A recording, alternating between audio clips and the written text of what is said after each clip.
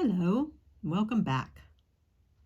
So yesterday I left you by having finished the Snow Queen, and I know that I had said I was going to start the Pink Fairy, but guess what? I ordered that last year, and although I got it in and opened it and saw that there were 2 paintings in there, I did not check the inventory list. And I just saw that there were tons of beads, and I assumed that all the beads for both paintings were in there, and I have since discovered that they were not. So I don't have all the beads that I need to do the Pink Fairy. So what I've done is I couldn't wait, and I've started on a new one called Tefi. Or at least I'm assuming that's how you say it. I don't know. And that's the artist name from Diamond Art Club. Well, she's not. She gave them the right to render it. And here she is. Lots of pretty colors there. But also, there's going to be a lot of white because the border will come out like that and then go all down. So there's going to be quite some color blocking in there in amongst all this gorgeous color.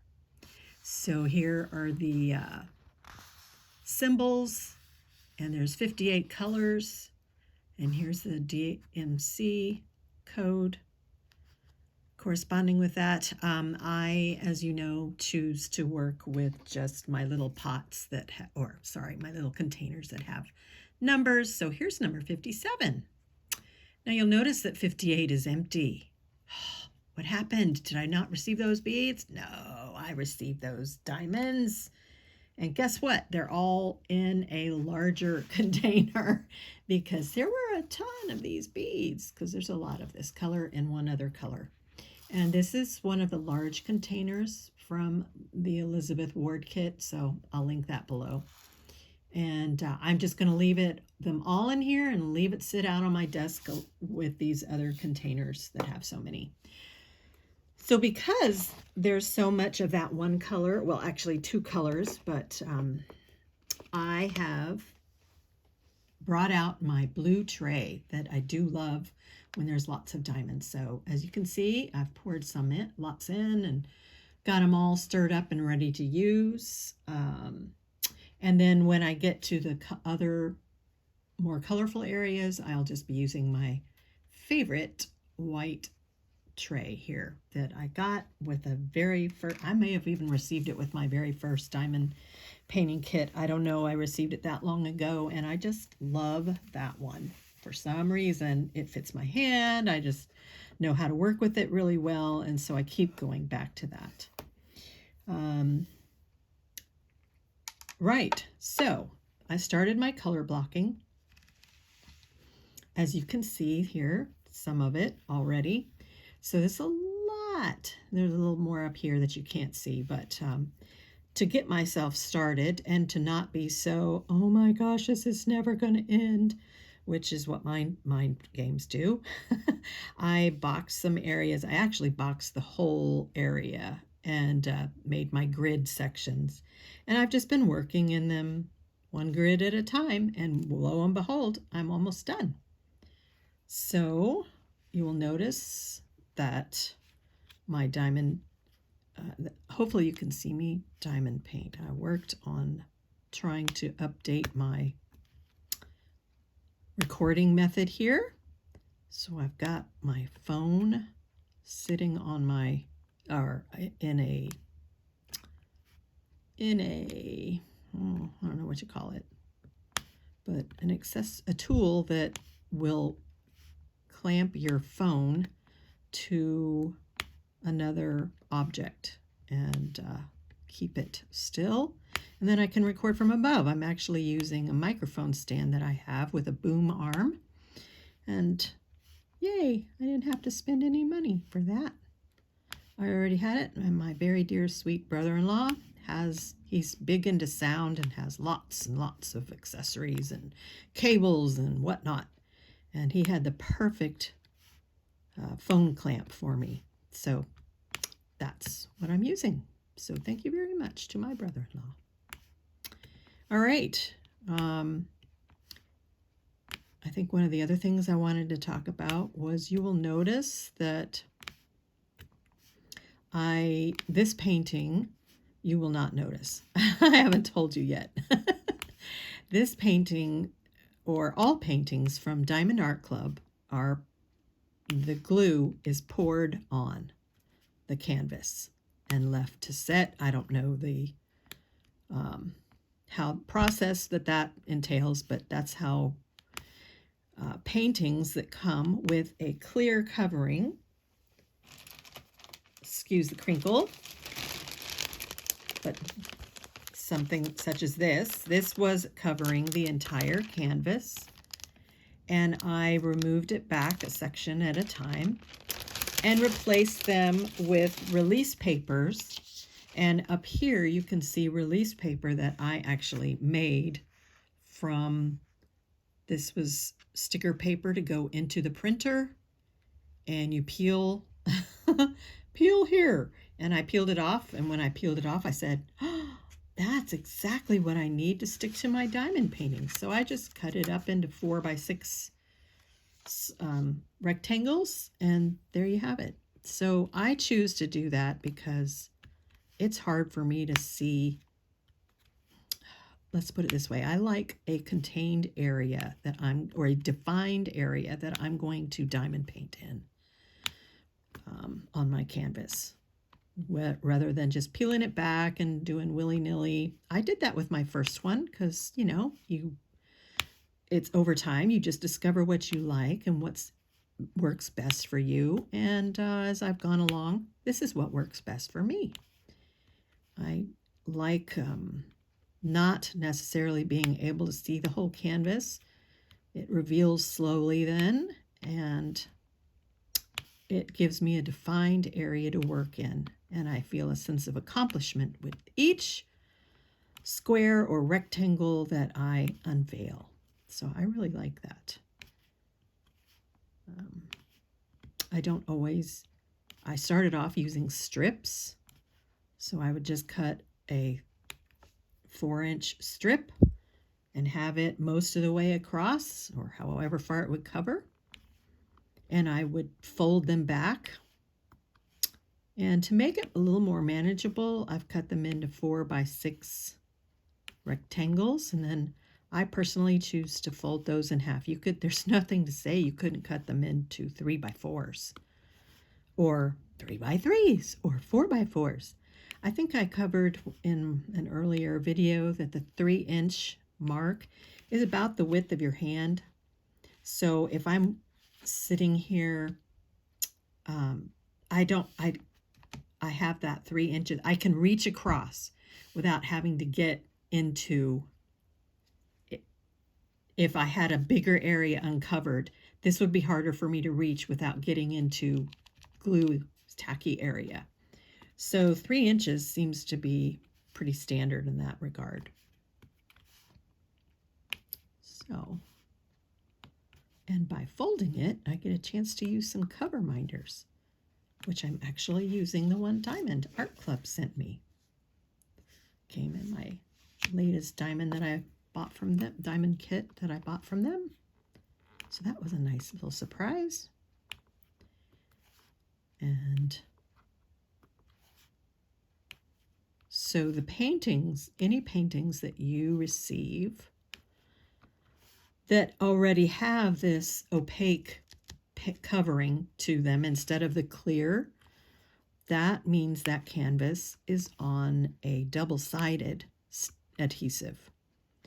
And I've not had any problems at all with any of the ones that I purchased that come that way.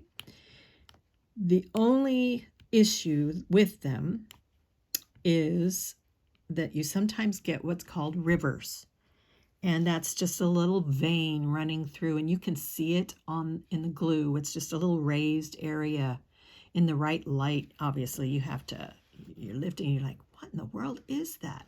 It's the actual glue. And to solve that, you open your scissors and you simply make some slices across, let's say it was running like there. You just make some little tiny, and you can go back the other direction if you feel that you need to. And then I take my tweezers and just kind of smush it down a bit where I've opened up the air bubble in that little vein. And then you shouldn't have any trouble with them at all. It's just a little extra step you have to do. So, and some canvases are worse than others, and I don't know that anybody's figured out why, whether it's because you live in a humid area and or a dry area. I have no idea. But that's what I know about poured glue versus double-sided adhesive. They both seem to, as I said, adhere, keep your diamonds down extremely well. So I hope you're able to see this. I'm viewing on my TV, and I thought this looked like a pretty good angle, and that you could actually see what I was doing. You hear that snap? I just switched ends on my diamond painting pen, and it's got fresh wax in it. And so it's really adhering.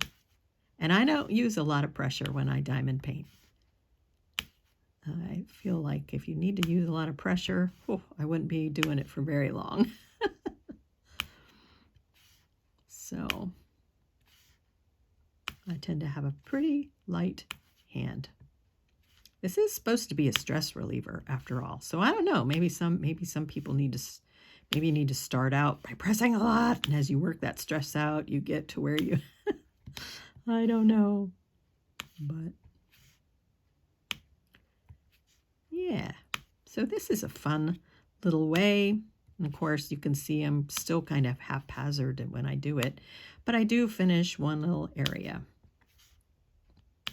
And before I move on to the next. So I get to try a different color soon.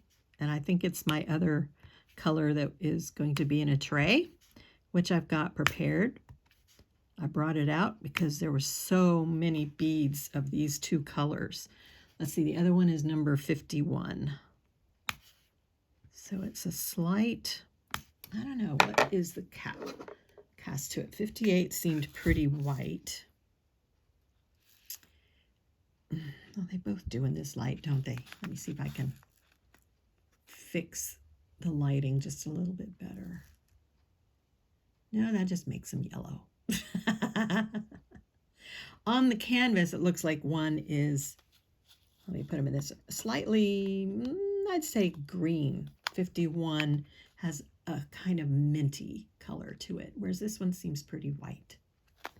So that's what it looks like off camera and more probably regular light. And you can't see this. Let me see, I can't move it too much in focus, but off to the side here, I have my strip. That's where I put my pen. And I've got all my loaded diamond pens, diamond painting pens there in my little tool caddy. And they are ready, loaded and ready to go. So, I can see that had some glue in there. Yes, you can see it now too. So I don't let that worry me. I try and put it back in my pen. And I don't usually have many issues with that.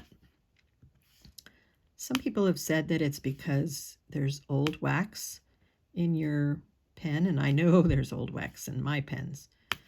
I can't ever remember digging one out. And somebody said if you run into that trouble a lot, try digging out the old glue, which I totally would do with one of these tweezers. They're just so pointy, and I love them. They are not good for round diamonds, though. I mean, there's not much area there to grab them, so you have to be a little more precise. Whereas squares, obviously, there's a whole side. Beautiful. I tend to use rounded or more blunt tweezers for round if I need to pick any up or remove them. Okay, the other thing I wanted to tell you really quick before we go, or before I go, is see how I have this nice straight line here. Well, hopefully it's straight. It's straightish.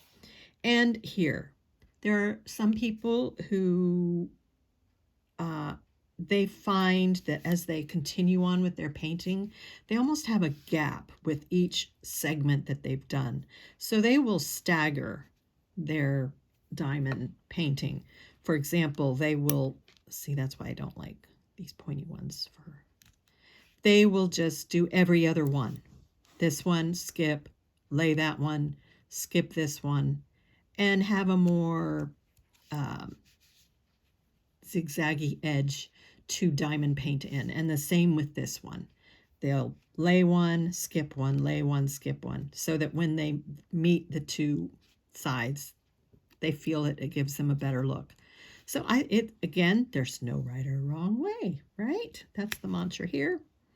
So for me, I haven't had that issue. I can't look at my diamond paintings and say, oh, that's where I started and stopped. If I did, then I would definitely want to take a more gradual approach, which that would give me. All right, I'm getting ready to move on. Ooh, look, there's little bits of color. It's gonna be so exciting. So anyway, I'm going to leave you now. Hope you enjoyed that little segment. And I look forward to chatting with you or chatting to you and working along with you next time. Thank you.